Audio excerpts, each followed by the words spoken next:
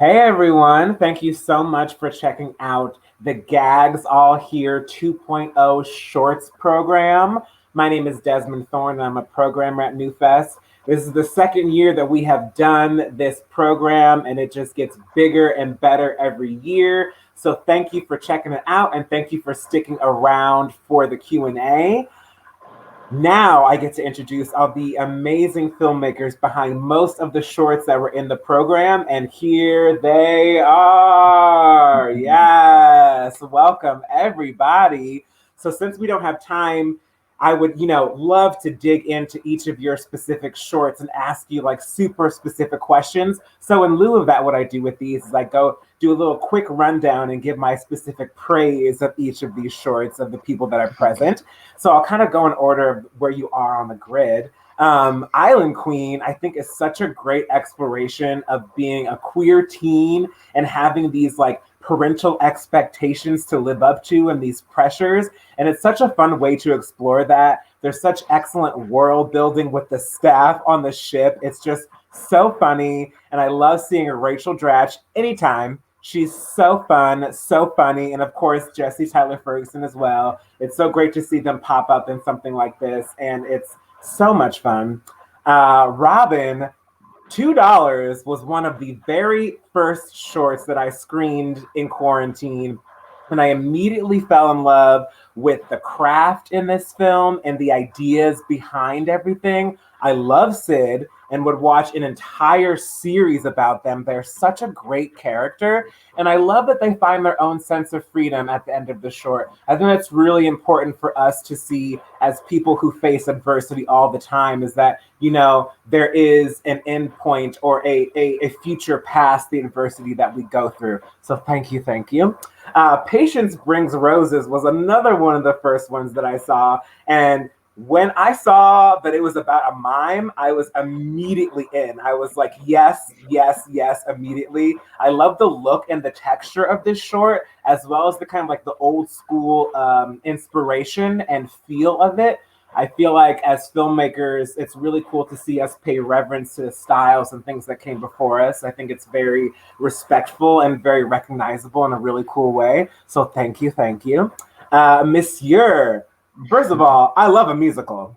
And I also love a musical that's filled with original songs that are actually like good, that I don't get tired of. I think even sometimes in the best musicals, you're just like, oh, they're singing again? Like, what the fuck? But I never felt that way with this short. The comedy is so well done. I love the playing with the aspect ratios. I think that's so cool. The design throughout is so fucking cool. And I love the messages of like body positivity in here. I feel like we don't really see that enough, and especially in comedic spaces. And I immediately fell in love with Georgie. Georgie's such a great character. Another one that I would watch for days and days on end. Pete can't play basketball. I love the world created here, the rhythms, the use of comedy throughout. And I love that you use editing and camera movements as tools for comedy. I think that's so important. I think comedy is more than just jokes and funny lines and funny situations. It's like how you use your craft to explore that. And I feel like you're coming up with your own like brand of Nick Borenstein comedies, which is really great to see because Nick had a short in our festival last year. And it's so great to see you continue to work and continue to grow. Lorena, Secret Gardener, I love how like silly this short is. Shayna, one of our other programmers, is one of her favorite shorts, and she almost took it for girl shorts. But then I saw it, and I was like, Lorena's in here, SJ is in here, so many comedy people in New York. This is coming to my program. Thank you very much. And I just love what you do with like the glow in terms of comedy and the music in terms of comedy. Again, using other tools to like mine what you can. And like the heightening is perfect. It heightens this very perfect button. So thank you for that. So good. And last but not least, don't text back. I love mixing genres. This is a comedy horror genre piece that also explores a part of culture that I think needs to be explored so much. I think the effects are absolutely brilliant, and the whole thing is like an absolute mood.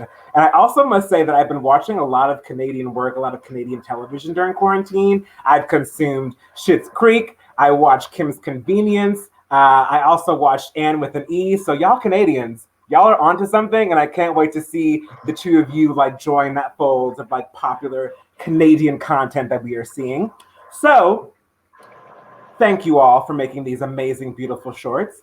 I have a couple of questions that I'm going to ask you all in kind of a general sense, and I'll kind of call you out to respond so it doesn't get too hectic and crazy. But my first question is, what was the inspiration that kind of started you off on your projects? And I'll start with Jen and Zachary first. I I worked on the boat that we filmed on for 5 summers as a teenager. Wow. And I played hockey my whole childhood, but my sister figure skated and I knew all of her routines. So like all the themes and ideas of the short are basically my teenage years and my childhood. And I always wanted to make something on that boat, and we got it before they opened for the season last year. So it was like we hurried up and made it on the boat, and it was super fun. And it was super great. That's awesome. Great. And Robin, how about the inspiration behind $2? Yes. Gosh, I would say $2 was inspired by my last shitty day job that I had. And then it was also an amalgamation of like all the shitty jobs I had and all the wacky coworkers I've had. Awesome. And I love that there's a kind of thread here that you'll see when you see the whole program. There are a lot of shorts that do take place in like a work environment. So it's really cool to see how those talk to each other in this comedy program. Lucia, what about the inspiration behind Patience Brings Roses? Yeah, so I had just moved to Prague at the time when I started making this, and I was just surrounded by like old buildings, old film, old everything. And so I sort of went back to like the roots of filmmaking and took inspiration from silent film and stuff like that. Awesome. Yep. Oh, and I also meant to say that the person who plays the lead in your short, the mime, is bananas amazing. Oh yeah, she's awesome. Incredible. She's so good. She's a professional mime too. Oh, I thought so. I was like, there's no way someone trained to do this. It's like, this is their life. It had to be. Thomas, how about the inspiration behind this year? I had been intrigued by doing a short film about men's beauty pageants for a while, and then there was a call for a script call from a TV channel in France that's sponsoring this screenwriting residency, and the genre this year that they were asking was a musical, and I thought that was perfect to like mix the two, a men's beauty pageant and a musical, and that was really the start of it, and then it became this year. Nice. And how about you, Nick? You know, I hate sports, and my film is just kind of about me hating sports, but sort of playing on this idea of otherness. You know, I thought it was so fun to play with this idea of how, especially as queer people, we can feel so othered and so different. And I often felt that way when men would talk to me about sports. I was just like, I don't know what sports are. And so I sort of blew that idea up even further to sort of show this character, Pete, who sort of lived in a world where the only thing of substance for human beings is your value and how good you are playing basketball. So I just wanted to really play with like these ideas of value and worth, but, you know, put it in this sort of surreal comedic vessel. Totally. And there's some recognizable New York comedians in yours as well. We have Drew Johnston and John Braylock. So it's fun seeing those people as well, like pop up and such. Lorena, the Secret Gardener, what was the inspiration? Yeah. Also, my name is pronounced Lorena. Lorena Bobbitt yes. For a lot of people. That bitch. No, the inspiration for Secret Gardener came from, my life. I am a androgynous Latina woman, let's say, right on the edge. And I have a lot of straight white women that kind of fall in love with me, including my wife. She's a lesbian, it's fine. But like, I do have a lot of straight white women that kind of fall in love with me, but think that they're not. And so the film is about straight women being in denial about being in love with their gardener. And I wanted to have a black outline that was, I flipped on my comm and really those two things I thought I could marry, and that's how I wrote The Secret Gardener. Yes. Amazing, amazing. And how about for Don't Text Back? What was the inspiration?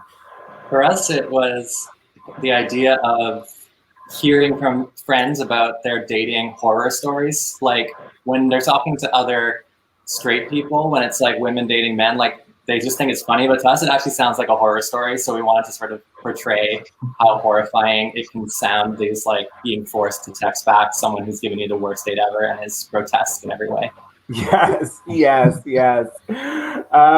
So my next question for everybody is, comedy is such a great tool of getting, certain messages across, because I think people really open up when they are in a comedic space and they're able to receive a lot more when they're laughing.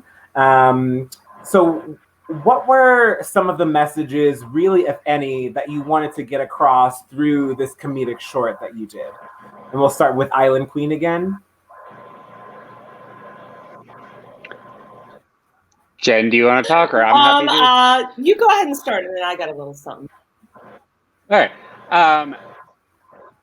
Just I it's a lot about my childhood, and I had written this. I had written this as a feature a long time ago, so I mined that for a short, and I think it's just about like the noise around you as a child, and how that like the adults can kind of just like scream it around you. And our teenager has like 3 lines in the whole short, so it was really about trying to speak up and how hard that can be.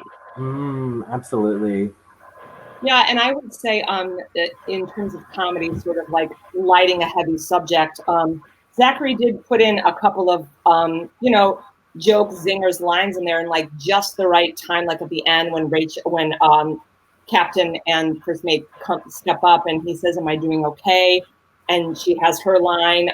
He's put a couple of lines in there that are just perfect at the right time, that when something heavy comes in or someone has a feeling or emotion that might make the character feel awkward, and we might feel awkward or feel for them, there's a little bit of something to it brings us in. So totally. The writing that he wrote brought us into the moment in a way where we get to laugh and then go, okay. Absolutely, absolutely. And that's all that balance, I feel like in things that are super serious, there's got to be some comedy. And then with comedy, there's got to be some heart and some like real meaning. Sometimes things evade that in some ways, but I think that balance is always like really, really, really nice to have. Robin, how about $2? Any messages you want to get across with the short? Oh my gosh, so many. I mean, I think my goal is to try to make movies about queer life that aren't about coming out, and to show us existing and like dealing with all the other crap that we have to deal with. And so I guess I wanted to touch on sort of like that there's still comedy in like the tragedy that is racism and performative allyship and being misgendered and all of that. And so that was my take on it, to try to be like, okay, because when all these things happen to me, I'm always like, oh man, this is going to be good. Let me store it away and use it either whether it's on stage or in a script. Absolutely, so. Absolutely. Yes, it's the perfect way to use something.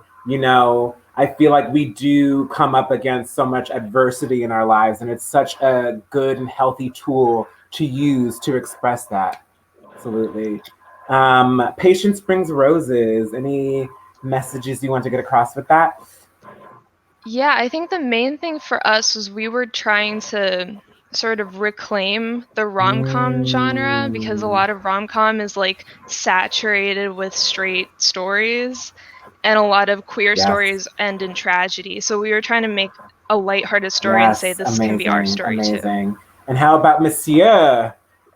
I think a lot of what I wanted to do there was a clear like comedy frame for Monsieur, because it's about a men's beauty pageant, which is kind of a bit ridiculous, and it's a black curvy character. So there's an obvious storyline that the film was going to go to, and everything I wanted to do was to deconstruct that. And so the moments where the first songs are very funny, they're very like happy, and the moment when the music stops and Georgie takes ownership of the musical genre was for me a way to sort of, for him to own his own narrative I think really what I wanted to do was for a character to really own his narrative, and that's what I tried to do. So I wanted also people to confront their own gaze at how they saw Georgie, because they can see him in the beginning as someone who's just sort of like a fun character, maybe a bit superficial, maybe a bit naive, and he's not that at all. And that's really what I was trying to do. And I built up the comedies to bring it down so that would have more impact later on. But you could see you're still able to laugh and enjoy the film, but it has that sort of drop that I really was looking for. Absolutely. And Nick. Yeah, I totally agree. I mean, I echo a lot of what's been said. I think for Pete, it was very important that it was comedic. You know, all of my work as a writer, director, and performer is through comedy, even though there might be some moments that you want to cry. I hope that people sort of are finding humor in all of the chaos that comes into our lives. But I think importantly for this film, I really wanted to build a relationship between Pete and the audience. I was really inspired by the opportunity to break a wall of some kind, to sort of show sort of this character's innards. And so Pete does break the fourth wall in the film. And I think for me, that was really as an opportunity to show like the voices we have inside and how powerful those can be to us. But oftentimes people may not be able to see that. And so in the film, when Pete is sort of talking to the audience, the hope is that that is his real, true, honest voice. But in the world that he lives in, he may not always feel like the agency or the comfort to use that voice. So for this film, I really wanted to sort of play with that idea, again, all through laughter as well. Yes. Are there any messages you wanted to get across with the secret gardener? Oh my god, I was about to say everyone's answers have been so profound, and mine is real dumb. No, I actually, I'll say this. So my background is in comedy, but I was in that moment actually writing a lot of dramedy drama. I used to be a professional soccer player because, you know, lesbian, eat, pray, love. And so I have had a lot of toxic relationships with straight white women. And I was like, you know, I really want to do this in a way that's fun. I think echoing a lot of people's sentiments that queer narratives are incredibly tragic. So how can I use my voice to create something fun? And I think ultimately I was like, I'm really tired of lesbians falling in love with straight women. I really want to do a story where straight women fall in love with a lesbian. And that was really the catalyst for it. So my message is, what is sexual orientation? I mean, let's have a kiki. I'm getting a divorce now. But yeah, I think it's to show, the film really is trying to show, like, let's have fun with our sexual expression, and like, what's it all mean, and everything is nothing and nothing is everything. Yes, amen. And how about Don't Text Back? Yeah, so with Don't Text Back, we had a lot of fun because we're playing not only with comedy conventions, but also with horror. So it was really fun to be able to use sort of tropes from both those genres to sort of play with a few core messages. I think something that I think digs a little deeper that we both had in mind was just this idea of sort of, you know, compulsory heterosexuality, especially like how women can kind of get streamlined into it, and how like toxic masculinity and the patriarchy can almost like cast a spell on women, which we wanted to actually visualize with this cursed heart-shaped locket around this woman's neck every time she doesn't text this horrible guy back. So I think that those are a few of the things we wanted to like bring to light with this short, but through this playful lens. Yeah, absolutely. And I definitely got all of those things while I was watching. I was like, oh, they're like saying some stuff with this, and I love it. One last quick thing that everyone can go around and say is just like, are there any queer comedy projects or performers that are really inspiring you right now? We can go in the same order, starting with Island Queen, folks. I like Petty Harrison. I like Cole Scola. Cole's so funny. So many. I like Jeff Hiller. I love Zachary Brady. I could go on. How about you, Zachary? I mean, I've always been a huge fan of John Early, and I love that he's able to balance his comedy with his activism. Absolutely. I think he's just like a wonderful balance of that. Yeah, he's great. He's so great. How about you, Robin? Well, Sydney Washington, she played the girlfriend in my bartending scene. She's a great New York comedy comedian, and she's got a great Instagram show called Sid Can Cook on Sunday nights, which is hilarious. Yes, awesome. Thank you. And Lucia? Yeah, actually, my director of photography is like a really, really great artist and filmmaker that I was lucky enough to be able to work with them. Their name's LJ. So they were big inspiration to me throughout the whole thing, like a creative inspiration. Yeah. And how about you, Thomas? You kind of caught me off guard because I don't watch a lot of comedy, even though I just made one. But because it's a musical, I'll just direct you to Kitty Smile, who's he's not a filmmaker or a narrator. He's a musician. He's a DJ in France. He's a queer DJ of color that makes really cool music, and he was one of the inspirations for the character of Georgie. And you guys should check him out. Kitty Smile. Awesome. How about you, Nick? It's a really good question.